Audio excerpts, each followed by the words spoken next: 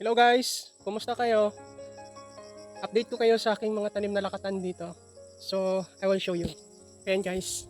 Ito yung pinakauna kong tanim dito. May bunga na siya. Ayan o. May balot siya. O, di ba? Makikita nyo ang kinis. Wala siyang spots. So, yan yung mga first batch. Ito talaga yung naunahan kong tinanim. May bunga na siya. Ito yung mga sumunod. Yan. Ito na yung mga pangalawang batch na. Ayan o. So, yan. 1, 2, 3, 4.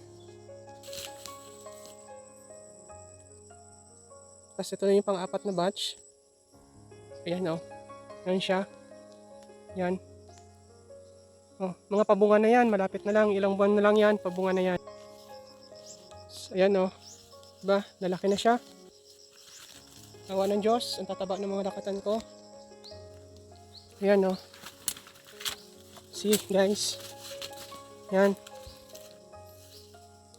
Ayan o. Diba? Lalaki na nila. So ayan. Yan hanggang dun yan sa taas. Ito. Ayan o. Yan. Yan sa baba. Dun.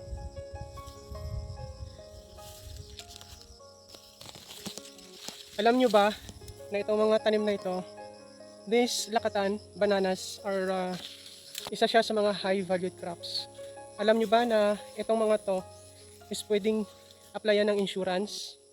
So, may programa ng ating gobyerno, yung ating pamahalaan, pagdating sa mga ganitong high valued crops. So, para doon, papakita ko sa inyo, magko-content ako, papaliwanag ko kung paano yung naging sistema at kung paano yung naging proseso para maka-apply, para ma-applyan ito ng insurance. Itong lahat ng mga to, itong lakatan lang is na-applyan ko na siya ng insurance. Insured to for 1 year. Cover nito for 1 year. This 2025. So, in the next coming year, in 2026, mag-a-apply ulit ako ng bago. I-renew ulit natin. So, that's it. Para lang sa inyong kaalaman, abangan nyo yung aking content. Bye!